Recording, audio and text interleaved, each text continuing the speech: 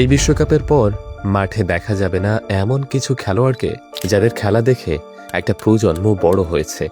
সেই তালিকায় থাকবেন কারো ভালোবাসার মেসি, কারো আবেগের নেইমার, আবার কারো আশা ভরসার রোনালদোর মতো খেলোয়াড়ও। মেসির পায়ের জাদুতে পাগল হয়েছেন কত হাজার যুবক যুবতী। নেইমার তো এমন একটা ফ্যান বেজ দাঁড় করিয়েছেন যারা নেইমারের জন্য জীবনও দিয়ে দিতে পারে। আর রোনালদো, সে তো একটা মোটিভেশন। 4 বছর পর পুরো পৃথিবী থমকে যেত কয়েকজন মানুষের পায়ের ছোঁয়া দেখার জন্য।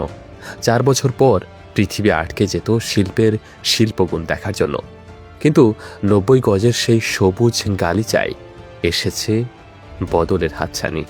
রচিত হয়ে গিয়েছে কফিনের শেষ পেরেক।